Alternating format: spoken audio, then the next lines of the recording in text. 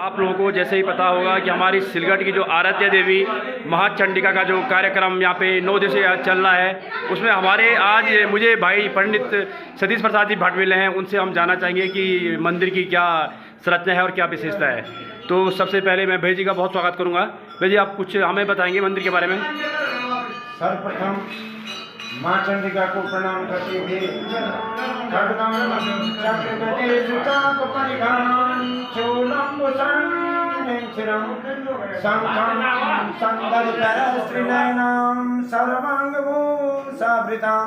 नीलास्मृतिमासपाददशकां सेवे महाकालिकां यम सुस्वपिते कमलदहं तुमलं कटवम् अक्षत्रक्यपरसुगदेशकुलिशां पद्मं धनं कुण्डिकां दण्डं शक्तिचार्मजलजं घण्टासुरावादनं शूलं पाशसुदर्शनेन ददति हस्ते प्रसन्नाननं शैले शैरविमर्दनि महालक्ष्मी सरोदस्थिताम्।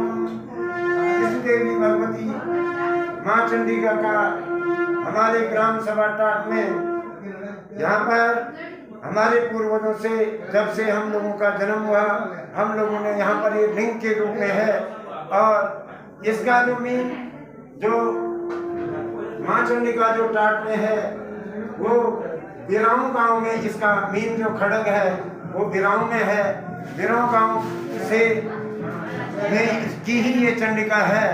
ये हमारे पूर्वजों द्वारा, पुराने दादा दादी बूढ़े बुजुर्गों के द्वारा हमको ये थोड़ा बताया गया है और यहाँ पर लिंग के रूप में स्थापित है।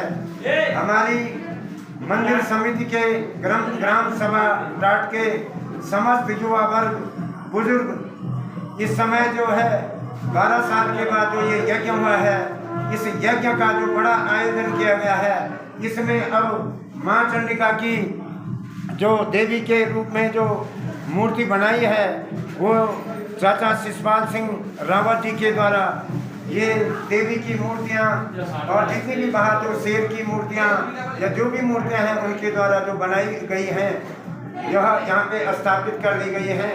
और हवन कुंड, हमारा जो हवन कुंड है माँ चंडिका का, वो बाहर भव्य और दृश्य आपके सामने वो दिखाई दे रहा है।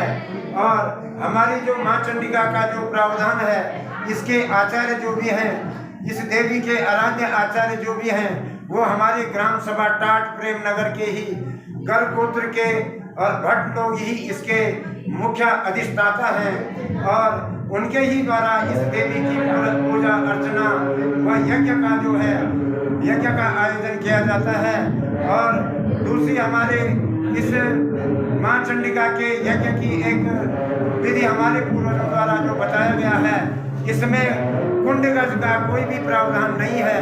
कुंडगज किसी भी ऐसी नहीं, यह केवल चंडिका की परिक्रमा के द्वारा, केवल देवी क्षेत्रपाल देवता की परिक्रमा के द्वारा ही यह कुंड को खुला ब्राह्मणों के ही द्वारा इसको और हमारे नवयुग जो यजमान हैं उनके द्वारा खोला जाता है और उसको सफाई करके और उस यज्ञ कुंड की स्थापना की जाती है।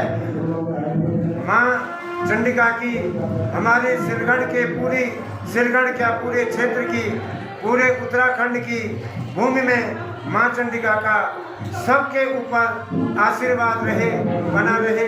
और आज अष्टम दिवस में हमारे ग्राम सभा टाट सिलगढ़ में जल यात्रा का, देवी के पास जल यात्रा का आयोजन किया जा रहा है। और इस आयोजन में मैं भी स्वयं इनका ब्राह्मण और गुरु होने के नाते और अपनी पूरी ग्राम सभा के युवा वर्ग और सारे ग्रामवासियों को, महिला वर्ग को धन्यवाद देता हूं कि आपने इतना बड़ा आयोजन हमारे रहते हुए ऐसा आयोजन किया है। और आशा भी करता हूं कि हमारे जो नए युवक हैं वो आगे भी भविष्य में इसको अधिक रूप दे करके इस रीति और नीति को अपना करके देखें और ऐसे ही इस कार्य को करें। मैं माँ चंडिका के चरण में प्रणाम करते हुए अपने समस्त हमारे ग्राम सभा टाट के और क्षेत्रवासियों को मां चंडिका से प्रार्थना करता हूं कि सबके घरों में राजी खुशी, सबके देश प्रदेश से अगर कोई हमारा यजमान या कोई किसी के बहू बेटियां नहीं आ पाई कोई विशेष परिस्थिति के द्वारा, उनको भी मां चंडिका का और हम ब्राह्मणों का सबके लिए हमारा और मां चंडिका का आशीर्वाद बने रहे और हमारे ये सारे यजमान पूरे क्षेत्रवासी भले फूले और खूब गुणवान युक्तवान पुत्रवान हूँ, यह मेरी आशा है। अंत में मां जगदम्बा के चरण में मैं सिर में मैं फूल चढ़ाते हुए नाना सुगंध पुष्पाणि यथा कालो भवानी च पुष्पांजलि मया दत्त्वा गृहाणा परमेश्वरी। बहुत बहुत धन्यवाद है जी, आपने अपना अमूल्य समय दिया है और आपने ये जानकारी दी है। माता रानी आपको भी अपना आशीर्वाद बना है। का सबके ऊपर, हमारे आपके ऊपर, ब्राह्मण और ये हमारे सारे यजमान परिवारों के ऊपर आशीर्वाद बना रहे। और मैं भी आशा करता हूँ अगर हम उस समय दूसरे यज्ञ के लिए बुजुर्ग तो हम हो ही जाएंगे, लेकिन आशा करता हूँ हमारी नई पीढ़ी, और बड़ी प्रसन्नता की बात यह है कि हमारे ब्राह्मणों में नए जो हमारे जो बच्चे लोग आगे इस क्षेत्र में इस समय पहले उन्होंने जो कदम उठाया वह एक विस्मरणीय और यादगार के रूप में हमने उनको आगे बढ़ाया, जिससे हमारी यह पीढ़ी और हमारे यजमानों को बाद में कभी कोई दिक्कत ऐसी ना आए कि अब क्या होगा।